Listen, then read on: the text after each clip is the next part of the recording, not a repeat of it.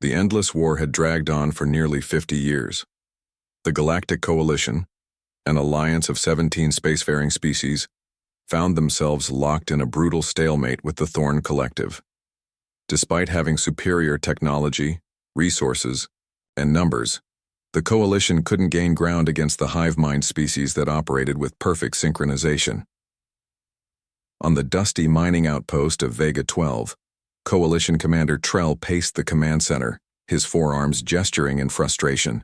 As holographic displays showed yet another failed offensive, the blue-skinned alien slammed a fist on the console. "We've lost another supply station," he announced to his staff. "That's the third this month." His second in command, a tall insectoid named Raxus, clicked her mandibles thoughtfully. "The Thorns adapt too quickly to our strategies. Their hive mind processes battlefield information faster than our tactical computers." A junior officer approached with a datapad. "Sir, Central Command has approved your unusual request." Trell's compound eyes widened slightly. "They're actually sending them? The humans?" The room fell silent. Most Coalition species had dismissed humans as primitive newcomers to galactic society. Their home system was unremarkable, their technology borrowed, their lifespan brief. But whispers had spread through military channels about their effectiveness in minor border skirmishes. 3 days later, a battered transport ship docked at Vega 12. The airlock cycled open to reveal a small group of humans in mismatched armor. They carried weapons that looked practically antique compared to standard Coalition gear. At their head stood Colonel Kim, a woman of medium height with calm eyes that had seen too much. Reporting as requested, she said simply, saluting Commander Trell. 15 veterans as promised. Trell blinked all 4 eyes in sequence. 15? We requested a company. Colonel Kim's expression didn't change. A human company would be excessive for your needs. Behind her, the other soldiers remained silent. There was Lieutenant Song with a scar running down his neck, Sergeant Park cleaning a blade that looked handmade, Corporal Jin checking ammunition with practiced movements. None of them appeared remarkable. None of them looked like they could turn the tide of a war that had consumed thousands of ships and millions of lives. That evening, Commander Trell hosted a briefing. The command center displayed 3-dimensional maps of Vega 12 and its surroundings. Coalition intelligence had detected a Thorn battle group approaching, likely aiming to capture the valuable mining operation and its refined fuel. "Our defense grid is positioned according to optimal mathematical models," explained Raxus, highlighting fortified positions around the colony's perimeter. "We'll concentrate our heaviest weapons here and here, where terrain channels attack vectors." Colonel Kim studied the map silently before asking, "May I see the previous battle records? The last 3 engagements on similar outposts?" The Coalition. Officers exchanged glances but provided the data. Kim and her team reviewed it quickly, occasionally murmuring to each other in their native language. Their expressions grew increasingly concerned. "Your formations are too perfect," Kim finally said. "Perfect is problematic?" asked Trell, genuinely confused. "Perfect is predictable," answered Lieutenant Song. "You're fighting with patterns the enemy can calculate." Sergeant Park pointed to a section of the map. "We'd like to position our team here," Raxus chittered in surprise. "That area has minimal defensive value. Our models show it's a low-probability attack vector." "Exactly," said Kim with the hint of a smile. "The Thorns will have calculated the same thing." Reluctantly, Commander Trell authorized the humans to take position in the seemingly worthless sector, a rocky outcropping near an abandoned processing facility. The 15 veterans moved out before dawn, carrying only essential supplies and their outdated weapons. "They'll be slaughtered if the Thorns come from that direction," Raxus said quietly. "They won't," replied Trell. "That's why we agreed to their position. It keeps them out of the way while we manage the real defense." Later that day, the colony's sensors detected the Thorn ships entering orbit. Right on schedule, they deployed ground forces exactly where the Coalition models had predicted, concentrated against the main defensive line. The battle began with the familiar rhythm of exchanges that characterized the long war, but 30 minutes in, something changed. A portion of the Thorn forces suddenly broke from their formation, veering toward the abandoned processing facility, directly toward the human position. "Impossible," breathed Raxus, staring at the tactical display. The attack pattern diverged from all projected models. "Warn the humans to fall back," ordered Trell. "They're about to be overrun." The communications officer tried to reach Colonel Kim's team, but received only static. On the display, the mass of red dots representing Thorn soldiers converged on the small blue markers of the human squad. Commander Trell felt a familiar heaviness. More lives lost in a war that never ended. He was formulating condolence messages in his mind when the communications panel suddenly crackled to life. "This is Colonel Kim," came a calm voice, the sound of weapons fire in the background. "We've engaged the enemy, requesting you hold your positions and prepare for Phase 2.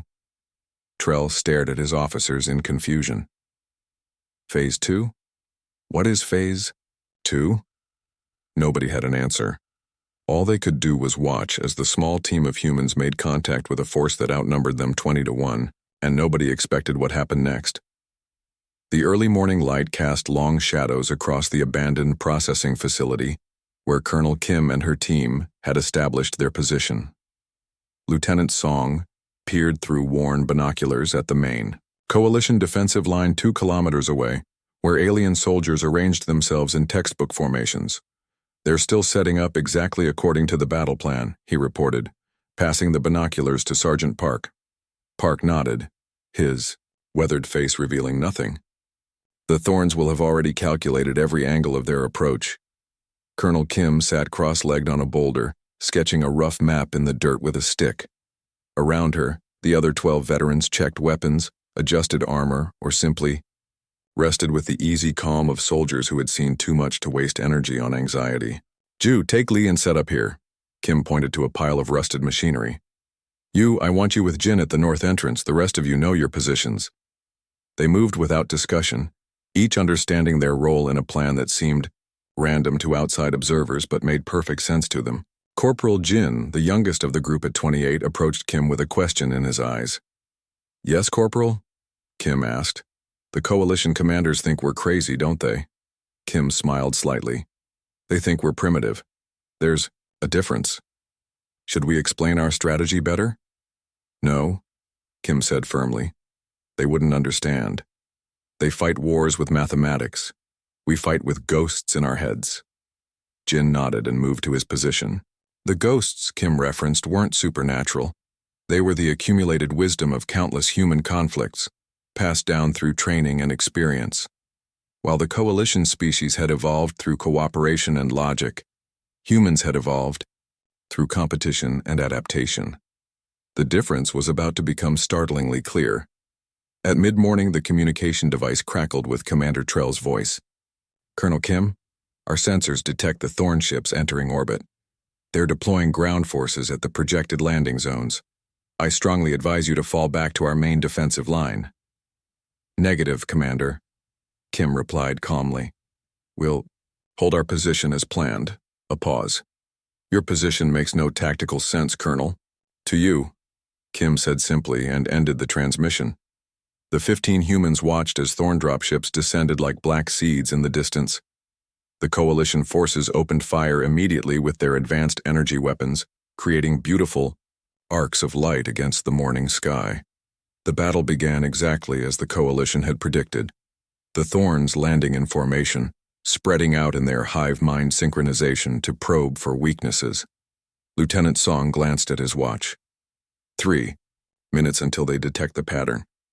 Colonel Kim nodded.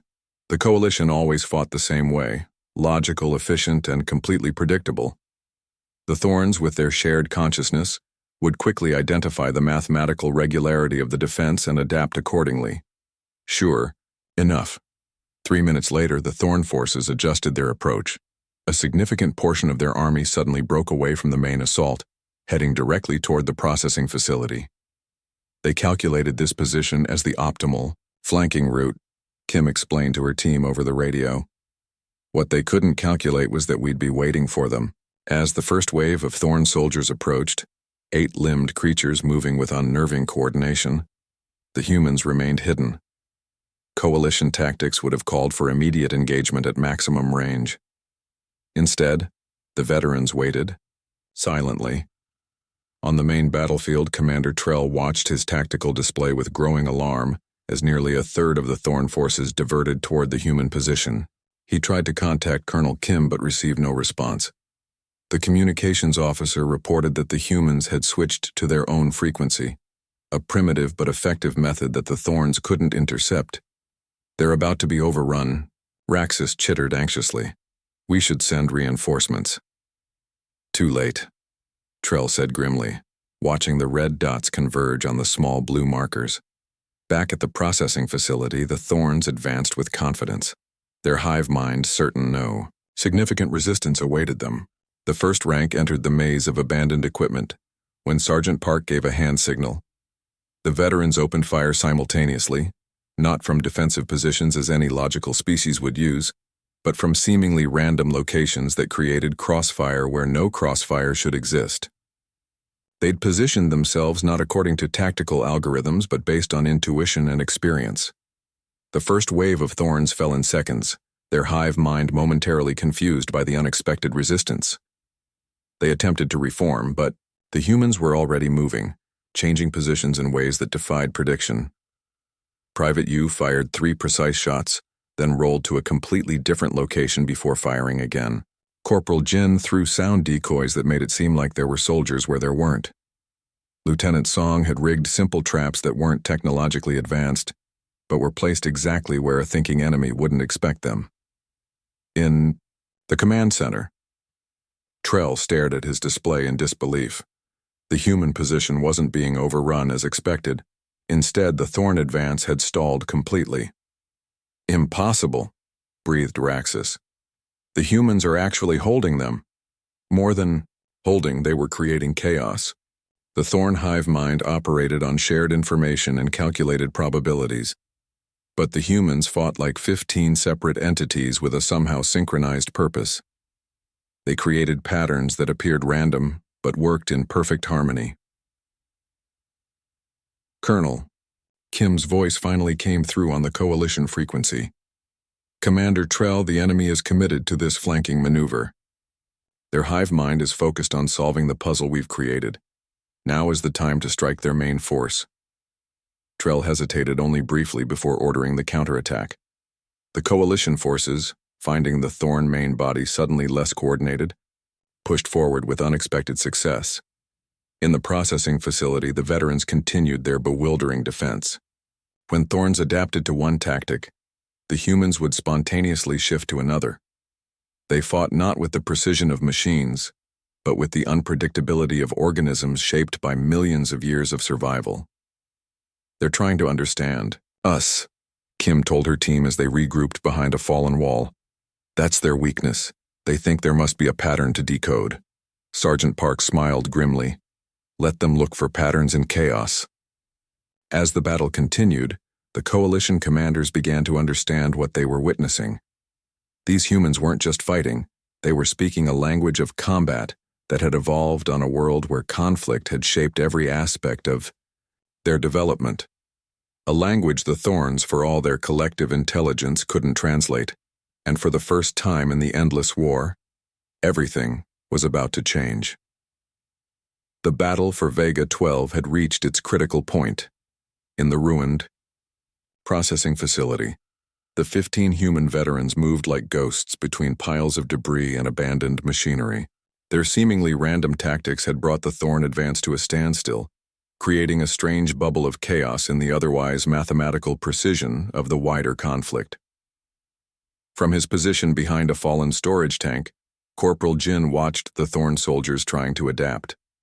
The 8-limbed creatures moved with eerie synchronization, their shared consciousness allowing them to function as a single organism rather than individual fighters. But for the first time in the war, that advantage had become a weakness. "They're doing it again," Jin said into his comm unit. "Formation shift at Sector 4. Colonel Kim's voice came back calm and steady. "Noted. Park, draw fire from the east. You prepare to hit their new flank in 30 seconds. No explanations were needed. The veterans had fought in so many Earth conflicts that they operated on instinct, a form of communication beyond words. Lieutenant Song called it their ghost language, the unspoken understanding that experienced warriors developed through shared hardship. In the Coalition Command Center, Commander Trell and his officers watched the tactical displays with growing fascination. What had seemed like a doomed last stand was transforming into something they'd never seen before. "It makes no sense," Raxus chittered, mandibles clicking rapidly. "The humans are continuously breaking standard combat doctrine. They expose themselves, unnecessarily abandon advantageous positions, and split their forces when they should consolidate." "And yet," Trell said softly, "the Thorns cannot advance." The tactical officer, a tall crystalline being named Vex, had been studying the patterns. "With increasing interest, I believe I understand what's happening. The humans are creating a chaotic system." "Explain," ordered Trell. Vex gestured toward the display. "In mathematics, chaos theory describes systems that appear random, but actually follow hidden patterns. These systems are extremely sensitive to initial conditions. Small changes at the beginning create enormous differences in outcomes." "How does this apply to combat?" Raxus asked. "The Thorns fight using perfect prediction algorithms," Vex continued. "Their hive mind calculates all possible moves and counter-moves based on established military doctrine. But the humans aren't, following any established patterns. Each time the Thorns adapt to one human tactic, the humans change to something completely different. The Thorn predictions become useless because the starting conditions keep changing." Back in the processing facility, Sergeant Park had created the diversion Colonel Kim requested. He fired 3 shots from different positions, making it seem like there were multiple soldiers in his sector. The Thorns immediately shifted resources to counter the perceived threat. "They took the bait," Park reported, moving to secondary position. 30 seconds later, exactly as planned, Private Yu opened fire from the newly exposed flank. Her shots weren't random. They targeted specific joints in the Thorn armor, places she had observed as vulnerable during the earlier exchanges. The Thorns attempted to recalculate and respond, but before they could implement their new strategy, 3 other humans had already changed positions, creating an entirely new battlefield geometry. It was like trying to solve an equation where the variables kept changing. A Thorn commander, identifiable by its larger carapace, sent a group of soldiers to outflank Yu's position. But Lieutenant Song had anticipated this move 5 minutes earlier and had already placed sound decoys and simple tripwires in that exact corridor. "Butterfly effect in action," Song murmured as the Thorn unit stumbled into his trap. The butterfly effect was a cornerstone of chaos theory. The idea that tiny changes in one part of a system could cause massive effects elsewhere. Song had learned about it during military training. Originally from weather prediction, it suggested that a butterfly flapping its wings in one place could eventually cause a storm somewhere far away. In battle, it meant that small, unpredictable actions could completely disrupt enemy strategies. Colonel Kim moved to a new vantage point, ducking under broken pipes. From there, she could see the entire eastern approach to the facility. The Thorns were still trying to establish a coherent attack pattern, but every time they seemed to find a rhythm, the humans would introduce another random element. "They're learning," Kim noted, "beginning to predict our unpredictability." This was the fascinating thing about chaos. It wasn't truly random. There were patterns within the randomness, fractals of order emerging from disorder. Given enough time, even the Thorn hive mind might begin to see these deeper patterns. "Time to change the initial conditions again," Kim ordered. "Everyone rotate positions. Jin and Lee, implement Pattern Storm." Pattern Storm wasn't in any official military manual. It was something the veterans had developed themselves, a rapid sequence of seemingly disconnected movements and firing patterns that created maximum confusion in an enemy used to logical progression. In the command center, Commander Trell received an urgent communication from Coalition High Command. The battle for Vega 12 was being closely monitored, and the unexpected success of the human tactics had drawn attention from the highest levels. "Are you recording all of this?" asked the gravelly voice of General Jean, Supreme Commander of Coalition Forces. Every moment, Trell confirmed. But I'm not sure we can replicate what they're doing. There doesn't seem to be any pattern to it. There is a pattern, Vex interjected. It's just not a pattern we recognize because it operates on chaotic principles rather than deterministic ones. On the tactical display, the 15 blue dots representing the humans seemed to move in a random dance, but Vex had been analyzing their movements. There was something there. Not randomness, but a different kind of order. Back at the front line, the battle intensified.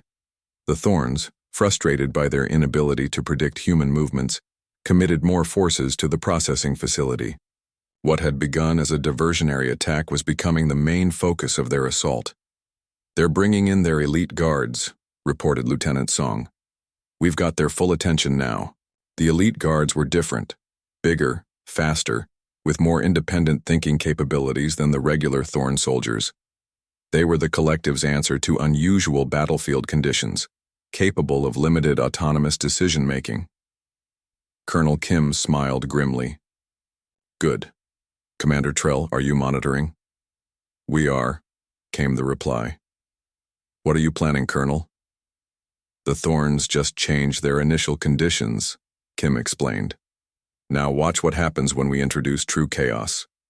She gave a hand signal, and the veterans implemented what they called the water drop protocol, named after the unpredictable ripples created by a drop of water in a still pond. Each human suddenly changed tactics completely. Those who had been aggressive became defensive. Those who had been moving constantly became still. Those who had been silent began creating distractions. The elite Thorn guards hesitated, their limited independence actually making them more vulnerable to confusion than the completely synchronized regular troops. They couldn't process the sudden shift in human behavior. In that moment of hesitation, the veterans struck with coordinated precision. 7 Thorns fell in the first 3 seconds. "This is remarkable," Trell whispered, watching the display. "The humans are using disorder as a weapon." The chaotic battle continued. The humans constantly changing the rules, introducing new variables, exploiting the Thorns' rigid thinking. It wasn't just tactical brilliance. It was a fundamentally different approach to warfare, one that transformed unpredictability into an advantage. After 2 hours of fighting, the Thorn forces at the processing facility began to withdraw. Their casualties were mounting, and the hive mind had calculated that continued engagement was counterproductive. What had begun as a small flanking maneuver by the Thorns had turned into a significant defeat. As the firing died down, Colonel Kim gathered her team. They were exhausted but mostly unharmed, a miracle considering they had faced forces 20 times their size. "Good work," she said simply. The veterans nodded, checking weapons and tending to minor injuries. They didn't need elaborate praise or explanations. They had survived another day by doing what humans had always done, adapting, improvising, introducing chaos into order. In the command center, Commander Trell was receiving reports from the Our main battlefield. With so many Thorn resources diverted to the processing facility, the Coalition forces had made unexpected gains across the entire front. "We've pushed them back 5 kilometers, Raxus reported with wonder in her voice. "This is unprecedented." Trell turned to Vex, who was still studying the data from the human engagement. "Can we learn from this? Can we incorporate this chaos theory into our own tactics?" Vex hesitated. "Perhaps. But I believe the humans have an advantage we don't possess. Their entire evolution has been shaped by chaos and unpredictability. They don't just understand chaos, they embody it." As if to emphasize this point, Colonel Kim's voice came through on the comm channel. "Commander Trell, the Thorns are regrouping for another push. Request permission to move to the North Ridge." "The North Ridge?" Trell asked, confused. "There's nothing of strategic value there." "Exactly," came Kim's simple reply, and despite everything his military training told him, Trell found himself approving the request. Sometimes, he was beginning to understand, the most logical choice was to embrace the illogical. The battle for Vega 12 was far from over, but something fundamental had changed. The endless war had just encountered a new variable. human unpredictability, and the ripple effects would soon be felt across the entire galaxy. The skies above Vega 12 had darkened as the planet's short day cycle approached dusk. The human veterans had been fighting continuously for nearly 9 hours, repositioning constantly around the abandoned processing facility. What had begun as a desperate stand had evolved into something the Coalition forces had never witnessed before, a masterclass in human combat psychology. In the command center, Commander Trell and his staff had abandoned their regular duties to study the battle. The tactical display showed the processing facility as a swirling pattern of movement, with the 15 blue dots representing humans constantly shifting in ways that defied prediction. The red mass of Thorn forces surrounded them but couldn't penetrate their defenses. It's not just their unpredictability, observed Vex, the tactical officer. There's something deeper happening. They're communicating without communications. Raxus clicked her mandibles in confusion. Explain. Watch, Vex pointed to the display. Private Lee just created an opening by drawing fire.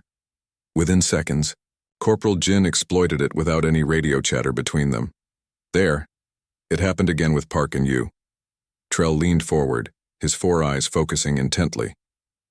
Are they using some technology we can't detect? No, came a voice from the doorway. A Coalition cultural specialist named Nix had been observing the battle. Unlike the military officers, Nix had spent time studying human history. They're using something far more ancient than technology. They're speaking through violence itself. On the battlefield, Colonel Kim crawled through a narrow drainage pipe emerging behind a cluster of Thorn soldiers. She carried only a combat knife now. Her rifle had run out of ammunition an hour earlier. The Thorns were facing away from her, their attention focused on Lieutenant Song's position. Kim didn't need to communicate her intentions. 300 meters away, Song increased his rate of fire slightly, drawing the Thorns' focus more completely. It wasn't a planned maneuver they had discussed. It was instinctive, a combat rhythm developed through years of fighting together. Kim struck silently, taking down 2 Thorns before the others realized she was there. As they turned to engage, her Sergeant Park opened fire from an entirely different position, creating a perfect crossfire. The remaining Thorns fell within seconds. Back in the command center, Nix was explaining what they were witnessing. Humans evolved as pack hunters. Long before they developed language, they communicated through action. When stalking dangerous, prey speaking could get you killed, so they developed nonverbal methods of coordination. But this is more than just hand signals, Trell objected. Much more, Nix agreed. It's a shared understanding of combat dynamics.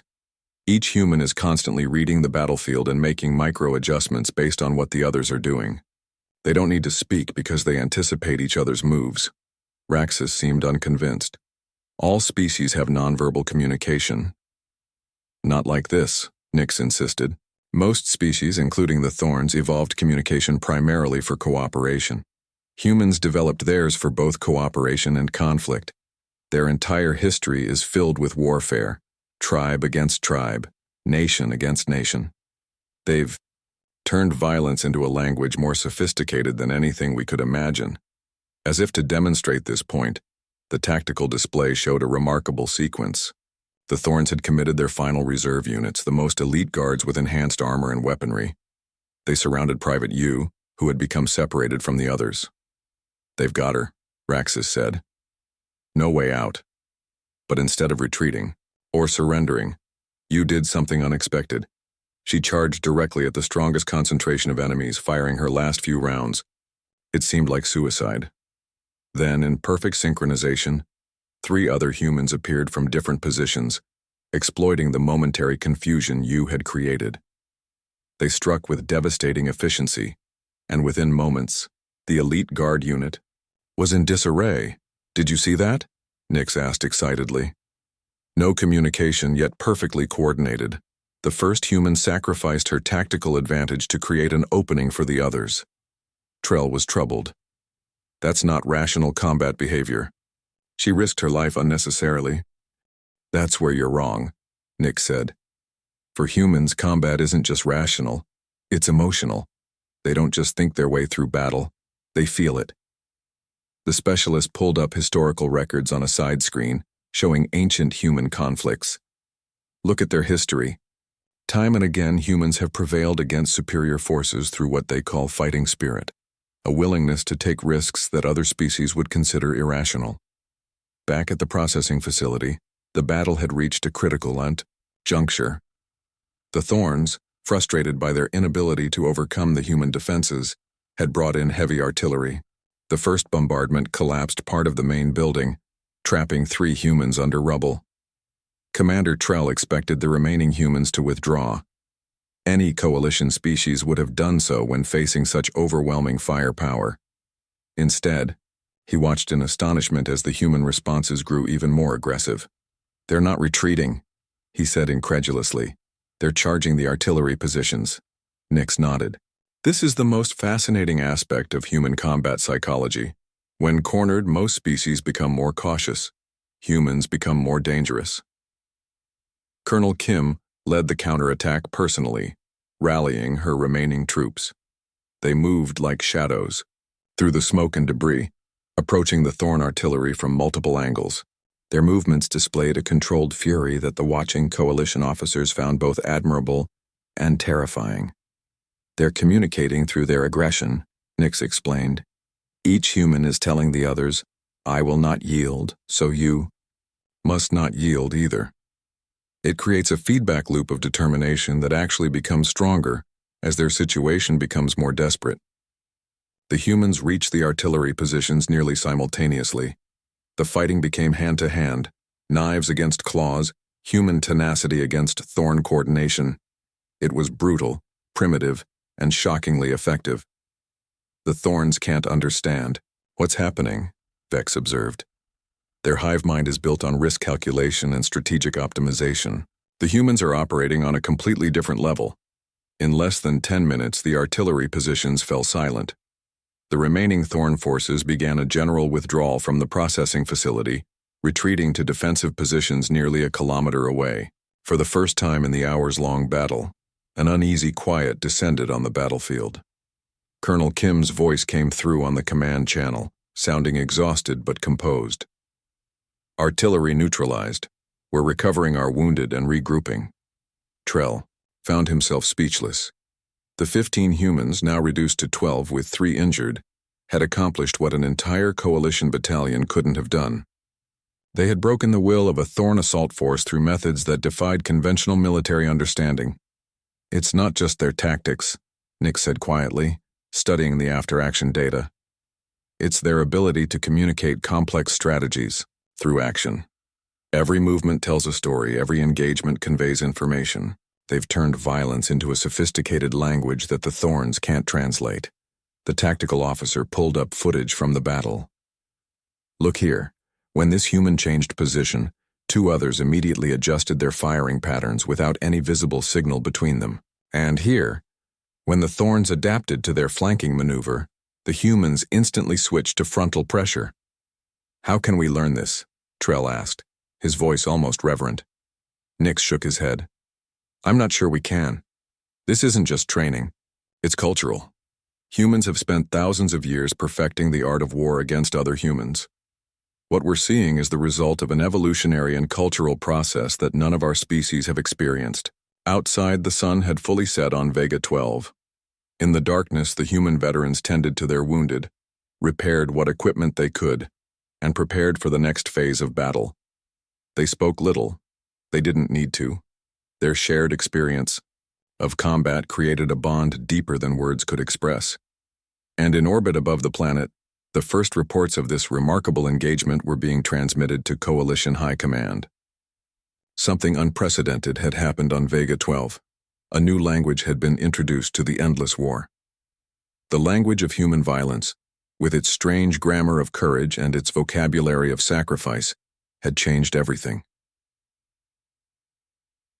The Coalition transport ship hummed quietly as it made its way from Vega 12 to Central Command.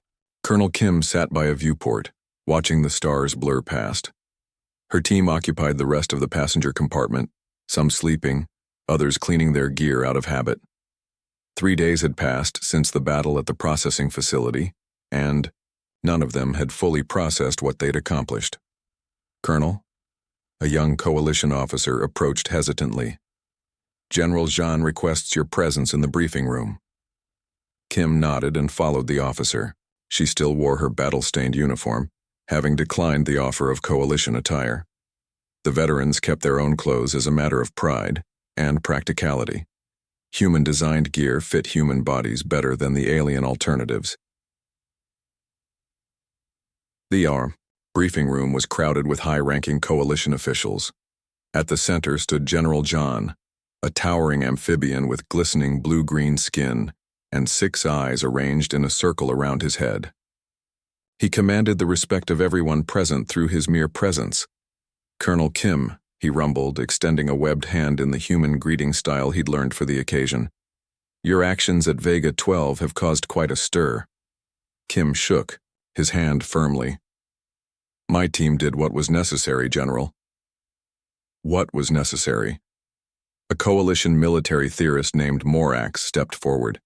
He was a small insectoid being with an oversized head housing an impressive brain.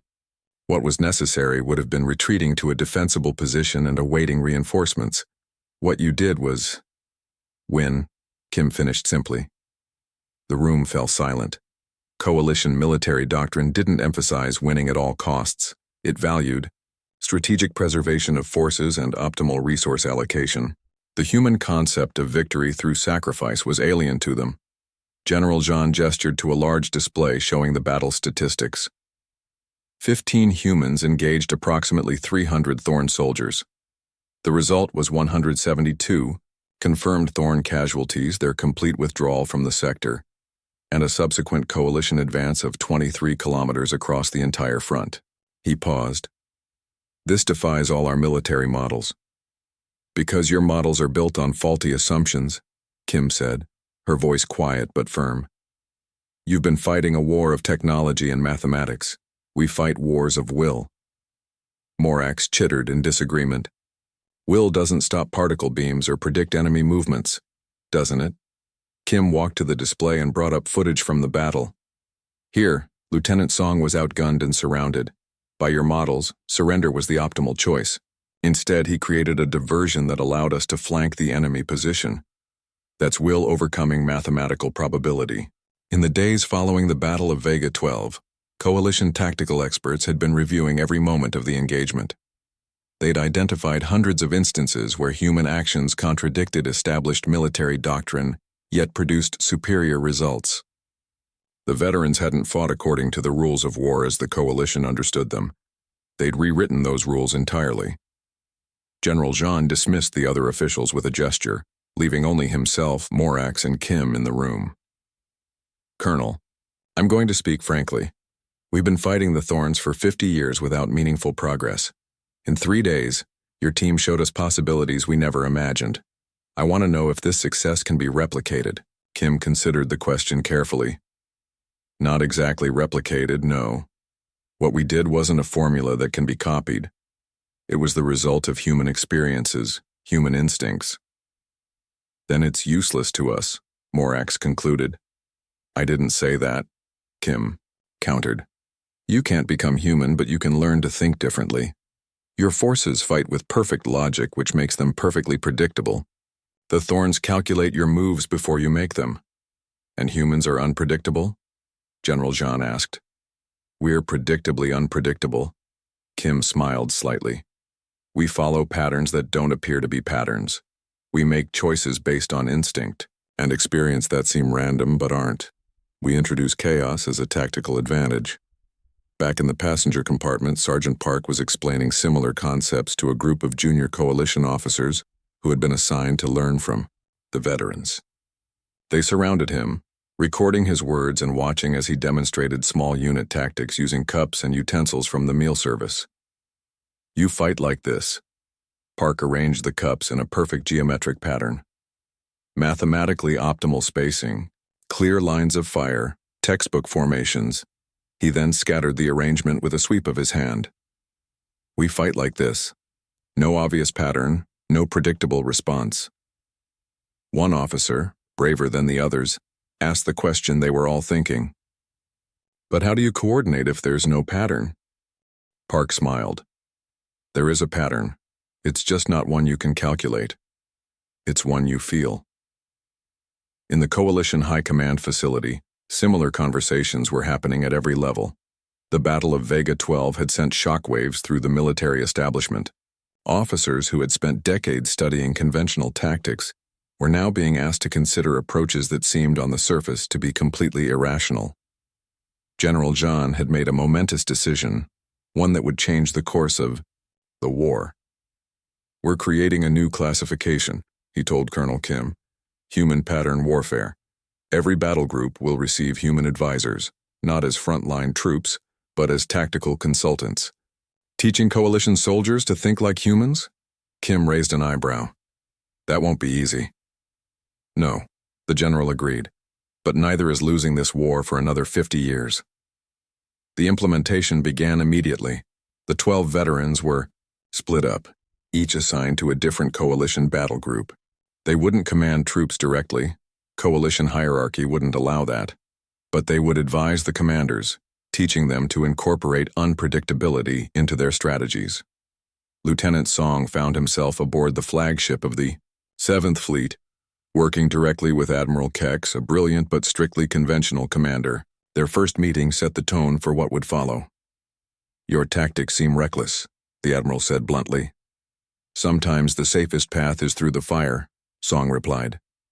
The Thorns expect you to avoid risk. When you embrace it instead, you disorient them. Across the front lines, similar conversations were happening as human veterans challenged centuries of coalition military thinking. It wasn't always easy. There was resistance, skepticism, even outright hostility from some officers who saw human tactics as primitive and unscientific. But the results couldn't be argued with. Within weeks, battle groups that had incorporated human advisors began reporting successes. Not dramatic victories like Vega 12, those were rare, but steady advances, reduced casualties, improved battlefield performance. The coalition forces were learning to be unpredictable, to change tactics mid-battle, to embrace controlled chaos as a strategic advantage. The Thorns didn't understand what had changed. Their hive mind, accustomed to calculating probabilities based on past coalition behavior, found itself constantly surprised. Strategies that had worked for decades suddenly failed. Attack patterns that should have been optimal met unexpected resistance. For the first time in the endless war, the Thorns were on the defensive. 3 months after the Battle of Vega 12, Colonel Kim was called to another meeting with General John. This time, the room was filled with even higher-ranking officials, including members of the Coalition Council itself. Colonel, the general said formally, I have news that I believe you'll find significant. We've received a communication from the Thorn Collective. They're requesting armistice negotiations. The room erupted in murmurs. The Thorns had never shown any interest in peace talks before. Their hive mind operated on principles of expansion and resource acquisition, not diplomacy. Why now? Kim asked, cutting through the noise. An intelligence officer stepped forward. Our analysis suggests they cannot adapt to the new unpredictability in coalition tactics. Their entire strategy was based on knowing what we would do before we did it. Now that we're incorporating human elements, their models have become unreliable. They're afraid, another official suggested. No, Kim corrected. They're rational. They've calculated that victory is no longer certain. So negotiation becomes the efficient choice. The implications were enormous. A war that had consumed countless lives across dozens of worlds might be ending, all because 15 human veterans had shown the coalition a different way to fight. As Kim left the meeting, she found Sergeant Park, waiting in the corridor. They walked together toward the observation deck where the vast sweep of stars reminded them how far they were from Earth. I heard about the armistice offer, Park said. Do you think it will hold? Kim shrugged. Hard to say. Peace is more complicated than war sometimes. They stood in comfortable silence, two soldiers who had seen too much combat to be excited by the prospect of its absence. Finally, Park spoke again. I overheard some coalition officers yesterday. They have a new saying, When logic fails, send in the humans. Kim laughed softly. Not the most flattering description. I don't know, Park considered. There are worse things to be known for than changing the course of a war. Across the Coalition fleet, human advisors continued their work, teaching alien soldiers to think beyond mathematical probabilities, to embrace the unpredictable nature of combat. It wasn't just about tactics anymore. It was about a fundamental shift in how the Coalition approached warfare. The veterans had brought something new to the endless war, something that couldn't be calculated or quantified. They had brought the unique human capacity to find patterns in chaos and to create chaos within patterns. And in doing so, they had changed the galaxy forever.